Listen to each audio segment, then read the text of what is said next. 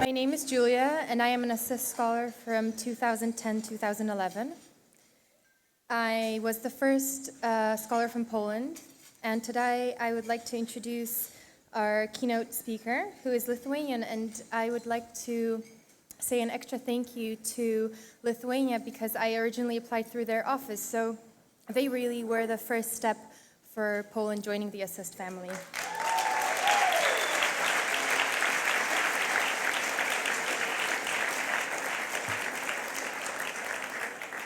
Our keynote speaker today is Arnoldas Pranckevičius, the head of the European Commission representation in Lithuania. We are honored that he has agreed to address us this evening, and I'd like to ask you to join us in giving him a very warm welcome.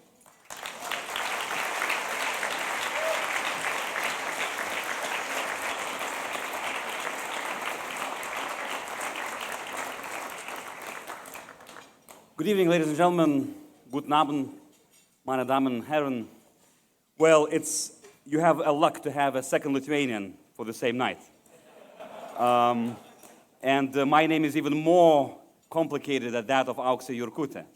But it's easy enough to pronounce. If you look at Pranckevičius and you think of Prince of Cabbages and pronounce it quickly, you arrive at my name. That's, in fact, what I heard from one of my assist teachers as the way he learned to pronounce my name. So good to be here tonight. It's a great honor and pleasure to be at this 50th anniversary of Assist. Mr. President, Mr. Stanley, all of the trustees, alumni, family members, everyone here, I think we all are blessed to be a part of this family, a part of this incredible network. And indeed, I don't know why they chose me as a keynote speaker, because neither do I hold keys to any answers, nor do I speak without the notes. But I'll try to note several key observations from my own assist experience.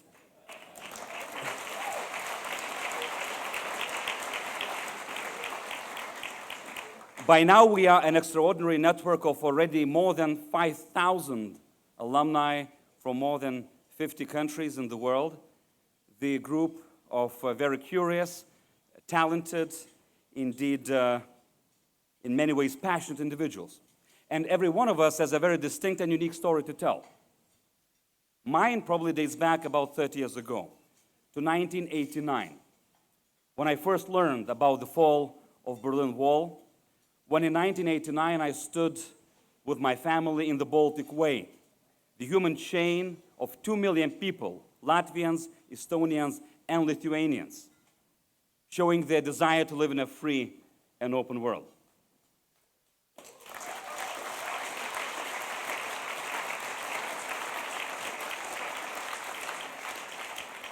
It was also then in 1991 when the Soviet tanks attacked Vilnius, and my father was there with hundreds of thousands of Lithuanians defending the tower in the crowd, which was armed not with arms, but only with hope in their hearts, with flags in their hands, and with songs in their lips.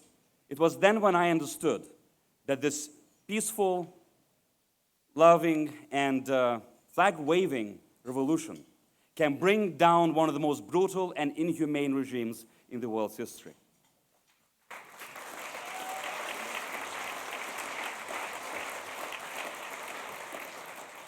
This was perhaps my first introductory course to international relations, my first class of political science. This was the first time I learned about the power of freedom, the power of open mind, the power of being together as a nation, as a people, as a community.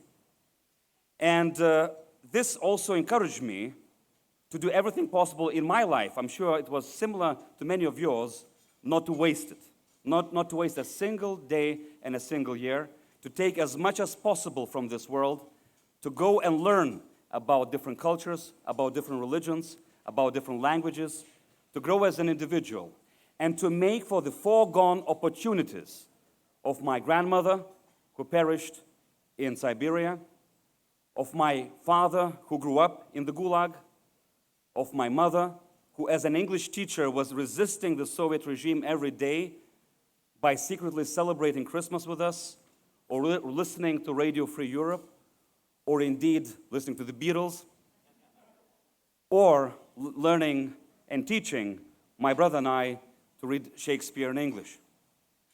So that's who I am, and that's where I come from.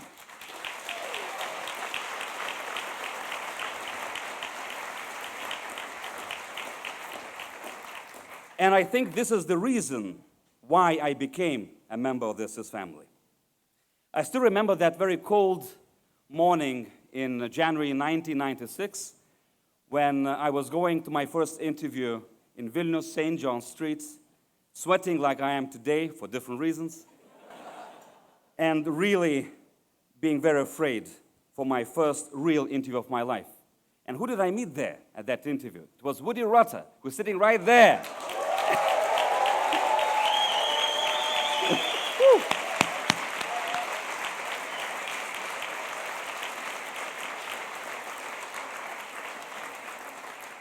And from that moment, and from that smile that I saw on his face, and that warm welcome and embrace that he showed to all of us as students, I understood everything will be just fine. And it was fine, because Woody was the first person I saw when I came to America in the orientation camp in St. Mark's School in Massachusetts. And it was really incredible, that moment when in August that year, all of us gathered in Vilnius airport to bid farewell to our families, to our friends. Pretty much entire school was there, because 4 out of the 6 Lithuanian scholars were coming from my school, Pranckevičius school number 5. And there are quite a few of them here today from that school present with us.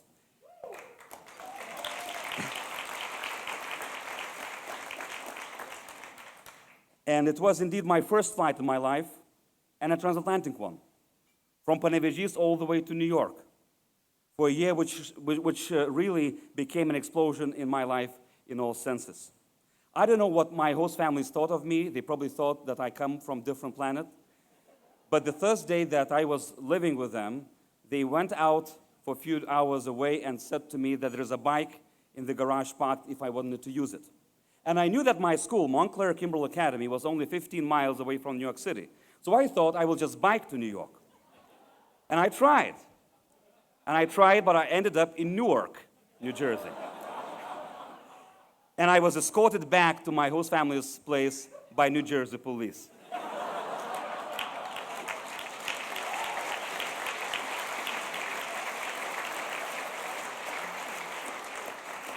But this was only the beginning of an incredible journey, of those 300 days, which for me, really, when I look back, account for at least 5 years of normal human life.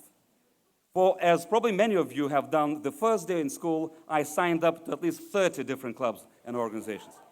From debate to theater, from newspaper to lacrosse, from rock climbing to Model UN, because I wanted to really see everything possible and to get from this experience as much as possible like a sponge. And indeed, some of my teachers probably thought that I have a certainly strange story to tell, because one of the main plays that I was participating in America in my school was by Ray Bradbury to the Chicago Abyss, and I was very surprised that I was given the leading role in that play. And you will understand why, because they were looking for somebody very strange, with a very strange accent, that nobody would understand where the person is coming from, because my role was to play a person who survived the nuclear war and is the only one walking around and telling the memories of the world which is already gone and long past.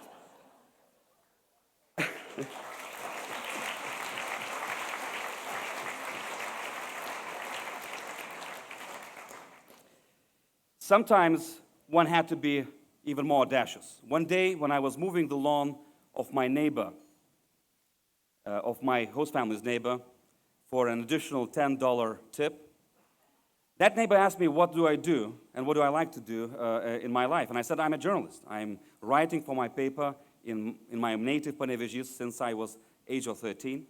And he said, yes, oh well, I have also something to do with journalism. I'm the managing editor of the New York Times. I nearly mowed his toes while hearing it.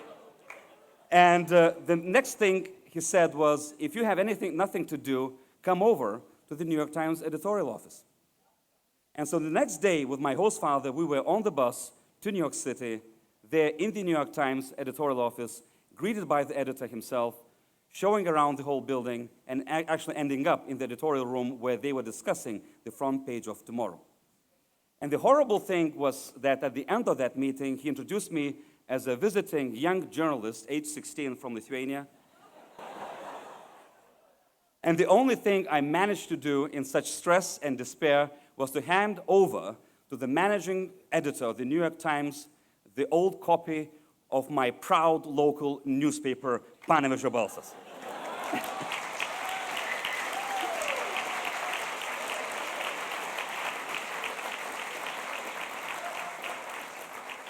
But I was not the only one crazy. My host families were crazy as well. I had 3 of them in 3 different semesters. It was a very diverse experience. And in the 3rd family, the host father had a collection of tanks, real tanks, from different types and eras of history: German, Japanese, American, French tanks. French do have tanks. One day, when we were going with the family to Metropolitan Opera to see a play, Wagner's Faust, we saw on the news that the whole Lincoln Tunnel was completely jammed, and there's no way we will make it on time. So my host father decided that we go there by tank. American tank, of course, from the times of Vietnam. And imagine, everyone gave us way. Everyone saluted us on the way, and we made it on time, and we parked it just on the side of the Lincoln Center.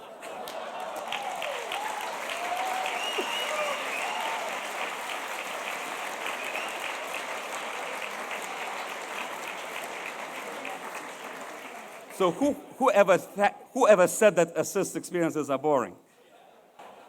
And also it was the year when some big miracles happened to me as well.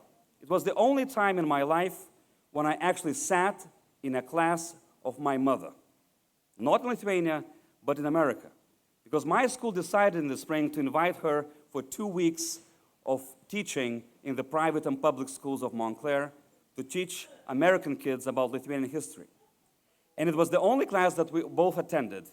And believe me, both of us were double scared and stressed. So really, when I say that assist experience has changed my life, I do not exaggerate. The grandpa of my host family, who is now 98 and still living in Nazareth, Bethlehem, is a proud class of Colgate University in 1941. And thanks to him, and thanks to his stories, I applied to that school, and that's why I graduated from my university. If not for him, probably it would never have happened. It was also my first job when I was only 24, and when I came back to Lithuania after graduate school in Paris, that I landed as a 24-year-old with a very wise and indeed very respected personality of Lithuania, Arnoldas Adamkus, the president of the country, who as well knew the price of leaving the country and rediscovering it again. He spent 50 years of exile in the United States during the Cold War, where he found his home, where he found his life. And after 50 years, he came back to Lithuania and served twice as president.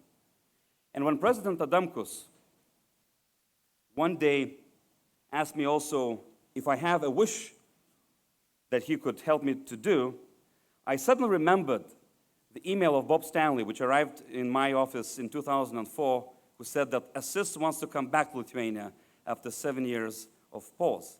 And it was President Adamkus who said, "Oh, that's a wonderful idea.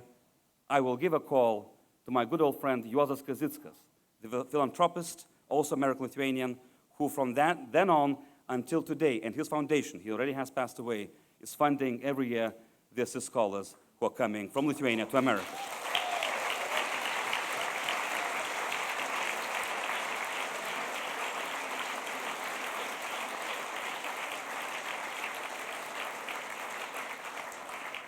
And President Adamkus himself, and Bob knows it, and Woody knows it, despite being of really old age, being 92 at the moment, every single time makes an effort to show up at our annual alumni receptions at the Kazickas Foundation in Vilnius.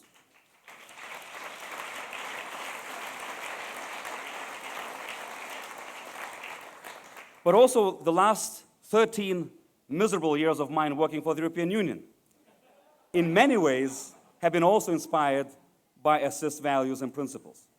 Because think for a moment, this is probably the first organization in the world's history, the first unique postmodern creation in the world history that has decided to leave aside the instruments of war, of conflict, of blackmail and intimidation, and instead embrace the tools of dialogue, of compromise, of talking with each other, of coming to agreement with each other, which is exactly the mission of ASSIST.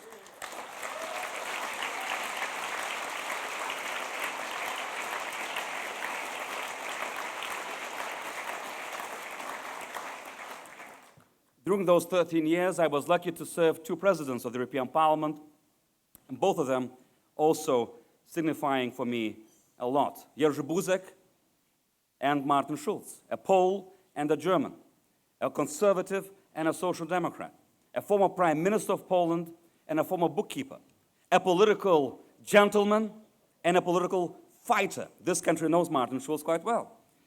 And indeed, in two of those personalities, I understood the strength of the European Union of bringing people together, of finally and forever removing those artificial walls, the iron walls that had been placed on this continent, and reuniting East and West. I really owe a lot to both of those gentlemen.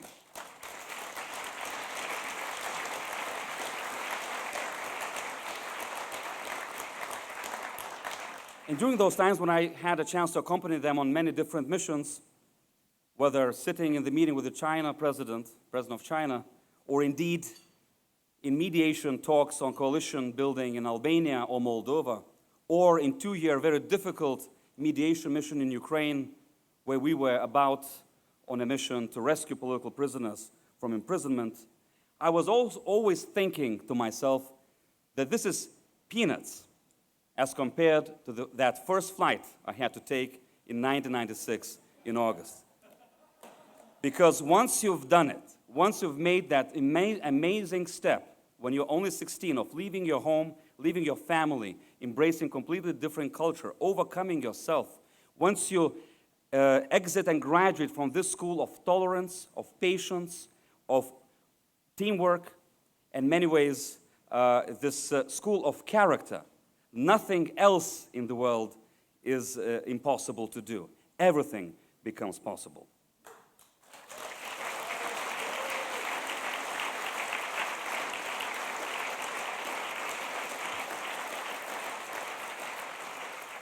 And therefore, more than ever, I'm grateful for ASSIST. I'm sure like everyone else of you here, for it has given to all of us, to most of us here indeed, perhaps the single most transformational experience of our lives.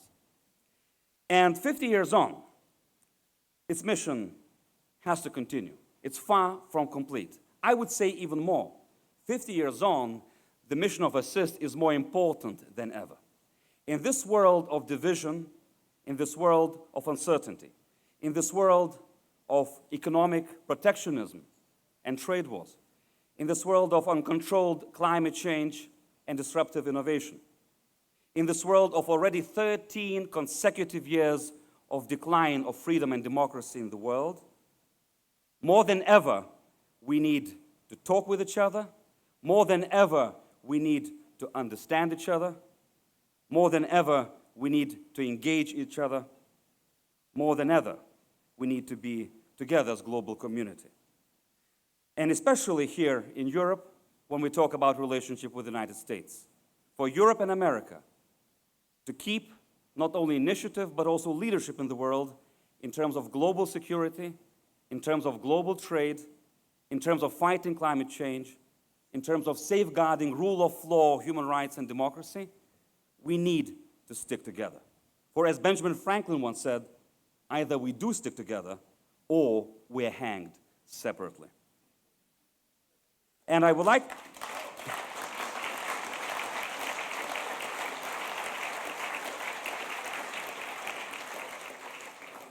to leave you with a quote of another gentleman that inspires so many of us and has always been an inspiration for me, Sir Winston Churchill.